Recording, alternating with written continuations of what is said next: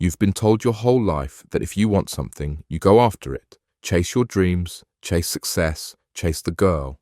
But here's what nobody tells you about chasing women. And by the end of this video, you'll understand why everything you've been doing is actually pushing them away. But first, let me show you what happens when you stop chasing entirely. Think about it. How many times have you found yourself desperately trying to win someone over, only to watch them pull away? You text her immediately. You're always available. You drop everything when she calls. And what happens? She loses interest. But there's a reason this happens, and it's not what you think. The uncomfortable truth is that chasing doesn't work because it comes from the wrong place entirely. It comes from a place of need, of desperation, of trying to fill a void inside yourself with someone else's validation. And people can sense that energy from a mile away. But here's where it gets interesting, because there's actually a psychological principle at work here that explains exactly why this happens. When you chase, you're essentially communicating that you don't believe you're worthy of being chosen. You're saying, through your actions, that you need to convince someone of your value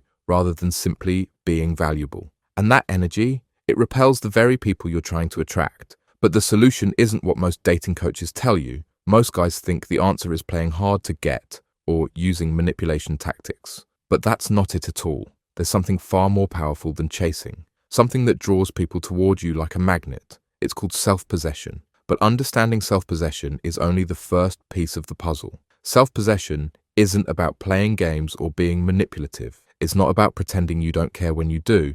It's about genuinely being so centered in yourself, so focused on your own growth and purpose, that you become naturally attractive to others. But here's what happens when you actually implement this. When you stop chasing, something magical happens. You create space. And in that space, curiosity grows. Think about it from her perspective.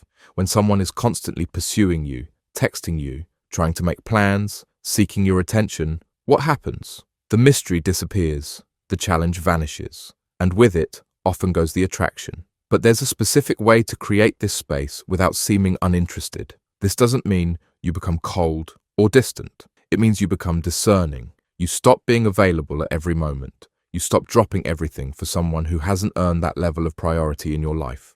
You start treating your time, your energy, and your attention as the valuable resources they are. But this only works if you understand the psychology behind it.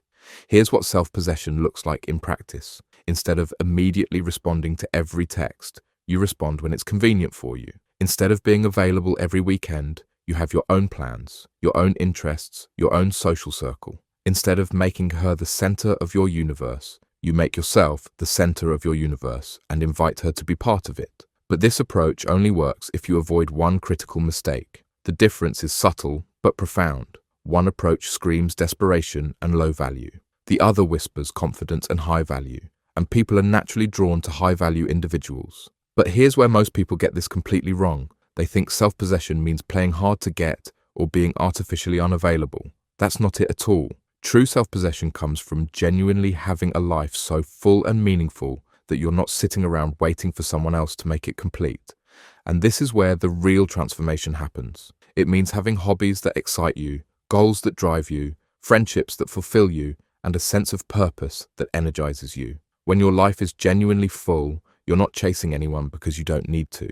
You're already complete. But the beautiful irony is what happens next. The moment you stop needing someone's attention is often the moment you start getting it. When you stop chasing validation, you start receiving it naturally. When you stop trying to prove your worth, people start recognizing it on their own. But this only works if you understand the difference between genuine self-possession and fake confidence. Think about the people you most admire in your life. Are they the ones who chase others for approval, or are they the ones who seem centered, confident, focused on their own path? The answer is obvious, but becoming that person requires understanding why you've been chasing in the first place. So how do you develop this self-possession? It starts with brutal honesty about why you've been chasing in the first place. What void are you trying to fill? What insecurity are you trying to mask? What fear are you trying to avoid? But identifying these fears is only the beginning.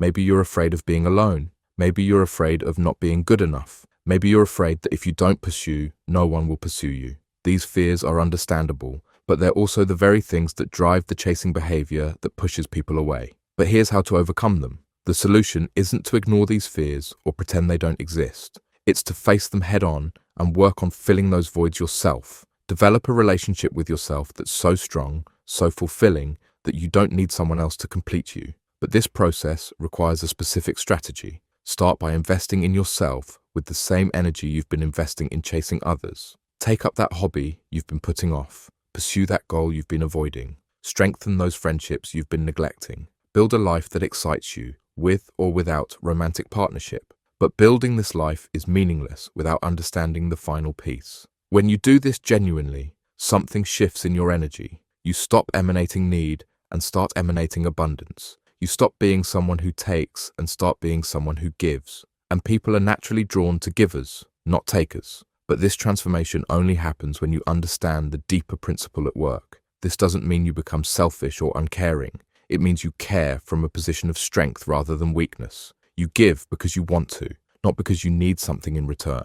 You show interest because you're genuinely interested, not because you're trying to get something. But caring from strength requires understanding one crucial distinction.